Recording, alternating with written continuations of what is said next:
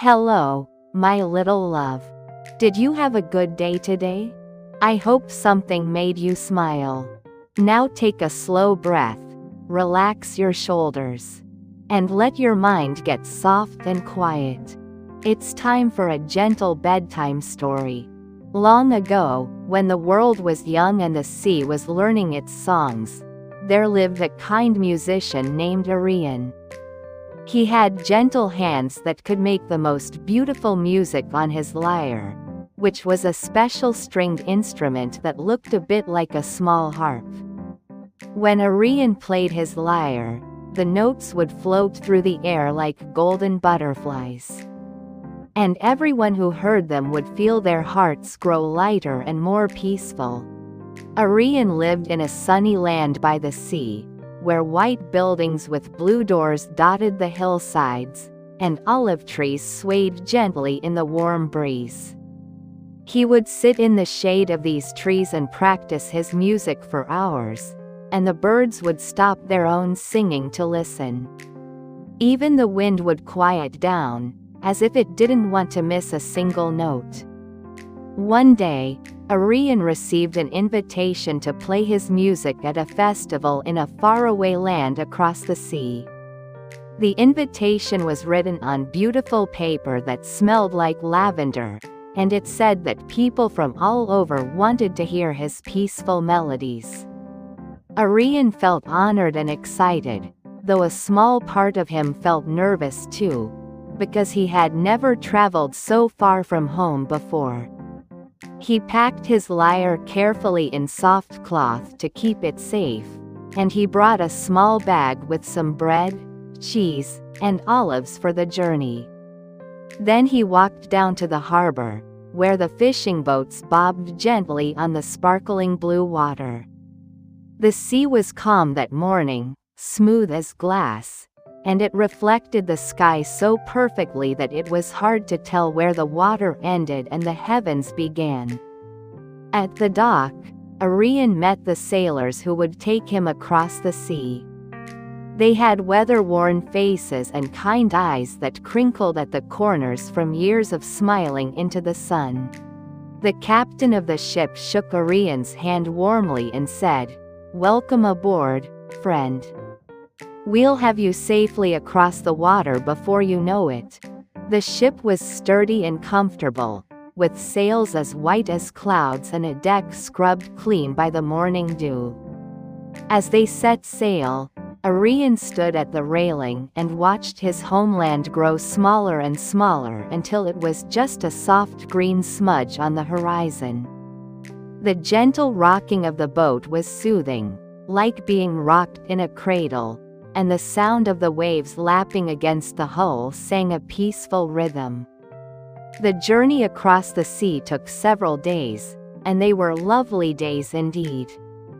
Arion would sit on the deck in the sunshine and play his lyre for the sailors. His music made their work feel lighter and easier. When they pulled the ropes to adjust the sails, they would hum along with his melodies. When they swabbed the deck, they would move in time with his gentle rhythms. Even the sea itself seemed to enjoy the music, and the waves would roll more softly, as if they were dancing to the sweet sounds. At night, Arion would look up at the stars scattered across the velvet sky like diamonds on a dark cloth. He would play quiet lullabies that drifted across the water, and sometimes, if you listened very carefully, you could hear the splash of fish jumping in the distance, as if they too wanted to hear the music better. When they finally reached the faraway land, Arion played at the grand festival, and his performance was more beautiful than anyone had imagined. People sat in complete silence as his fingers moved across the strings, creating melodies that seemed to paint pictures in the air. Some listeners said they could see golden fields of wheat swaying in the music. Others said they could hear babbling brooks and singing birds. When Arion finished, everyone clapped and cheered, and many had happy tears in their eyes. The people of that land loved his music so much that they gave him gifts to show their appreciation. They gave him a beautiful cloak woven from the finest wool, dyed in shades of deep blue like the evening sea. They gave him a pouch filled with silver coins so he could continue making music without worry. They gave him jars of honey and sweet wine, and a garland of fresh flowers to wear on his head. Arian's heart felt full of gratitude. He thanked everyone kindly and carefully packed his gifts to bring home. When it was time to return, he went back to the harbor and found the same ship with the same sailors waiting to take him home. But something was different this time. As the journey began, Arian noticed that some of the sailors were whispering to each other and glancing at his bag of silver coins. At first, he didn't think much of it, but as the day went on, the sailors' faces grew less kind and more troubled. They seemed to be having an argument among themselves, though they spoke too quietly for Arian to hear the words. Finally, as the sun was setting and painting the sky in shades of orange and rose, the sailors approached Arian. They looked uncomfortable and worried, and the captain spoke in a voice that didn't sound quite like his own. "We've been thinking," the captain said, not meeting Arian's eyes. "We've been at sea for so many years, working so hard, and we've never had much. We've seen your silver coins, and we think we need them more than you do." Arian felt his heart sink. He understood now that the sailors were planning to take his gifts.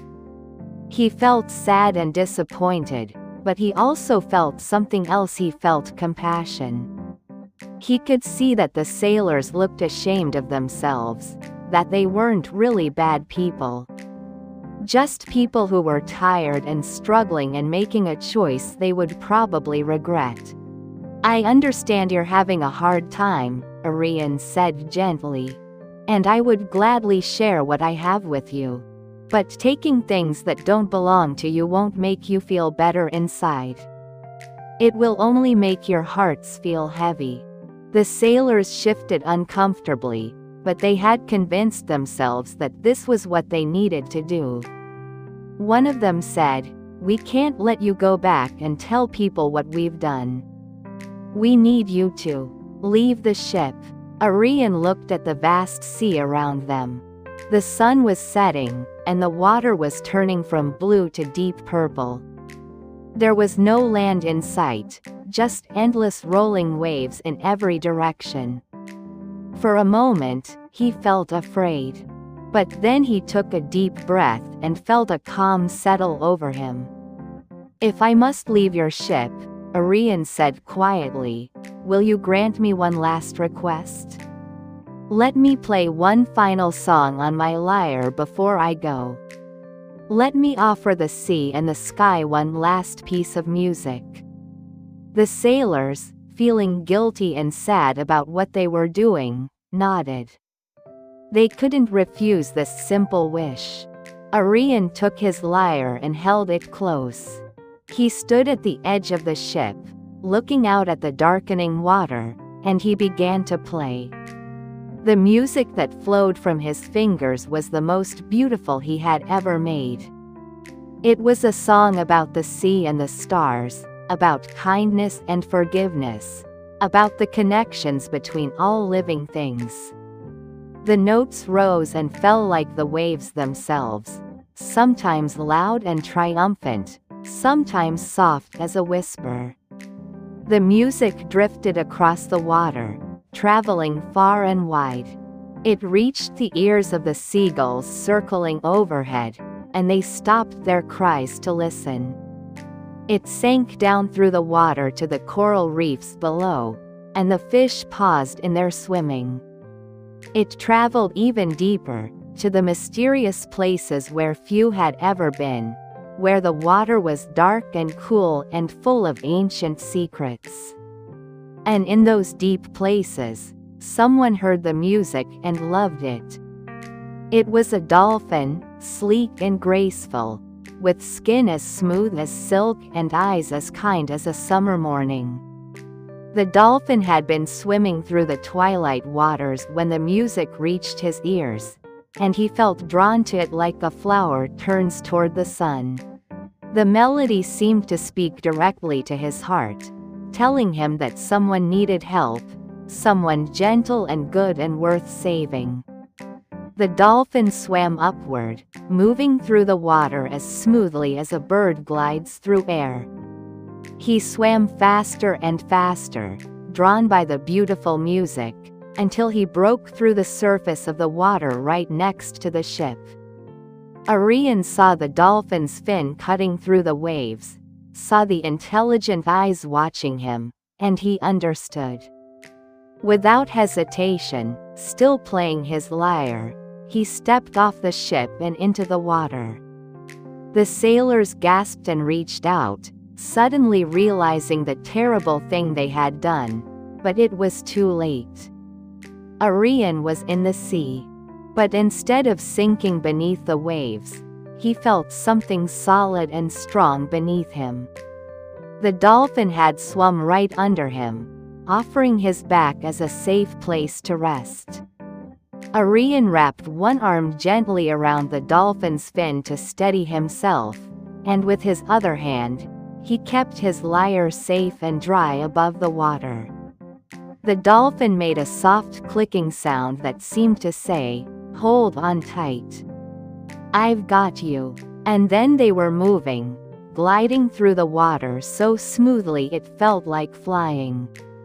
The dolphin swam with powerful strokes of his tail, and Arion could feel the strength and gentleness in every movement. The water rushed past them, and spray flew up in sparkling drops that caught the last rays of the setting sun, creating tiny rainbows all around them.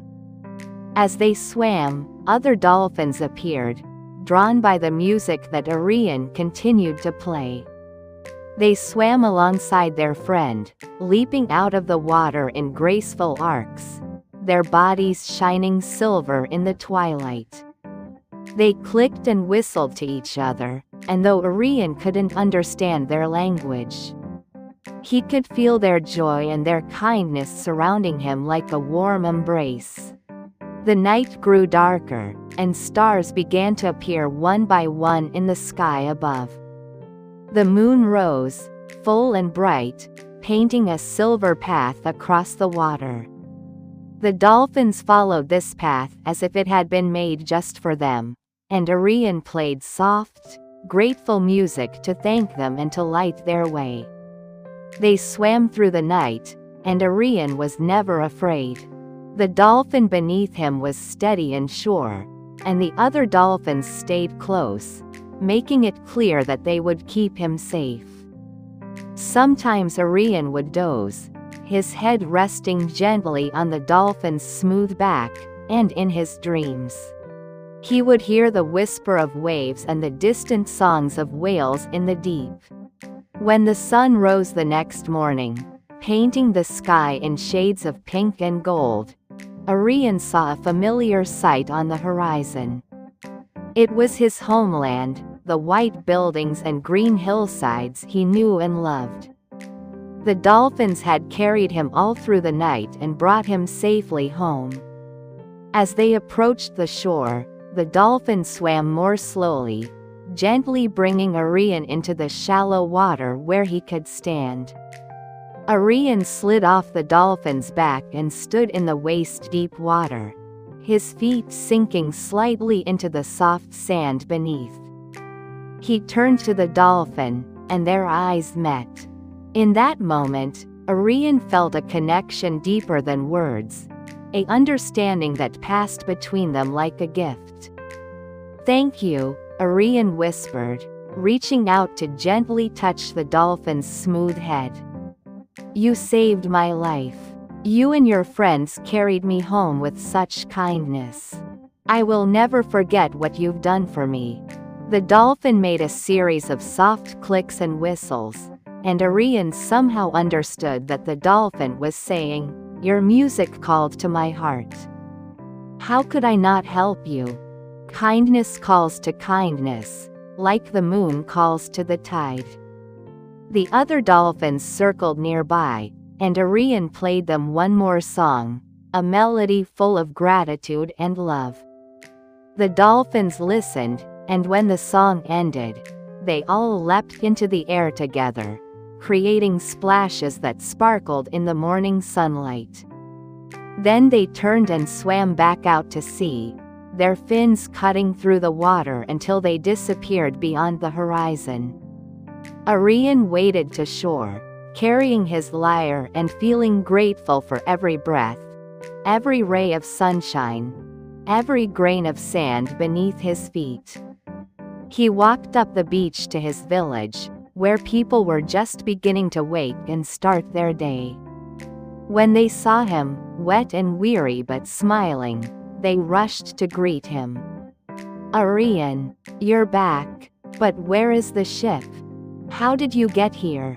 Arion told them the whole story about the sailors who had struggled with their own hearts and made a poor choice, about stepping into the sea, and about the kind dolphins who had carried him safely home. He spoke without anger about the sailors, only with sadness that they had let fear and want cloud their judgment. The story spread quickly through the village and beyond. People were amazed by the kindness of the dolphins, and by Arion's gentleness in telling the story without seeking revenge or speaking harshly of those who had wronged him. A few days later, the sailors' ship arrived at the harbor. The sailors had traveled slowly, their hearts heavy with guilt and shame. When they saw Arion standing on the dock, alive and well, they fell to their knees.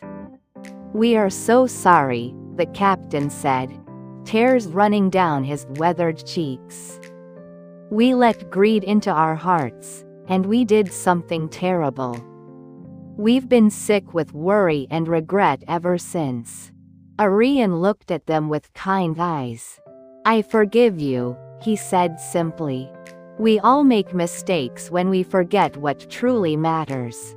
What matters is not silver coins or gifts, but kindness, compassion, and the connections we make with each other and with all living beings." The sailors wept with relief and gratitude. They returned every coin, every gift they had taken.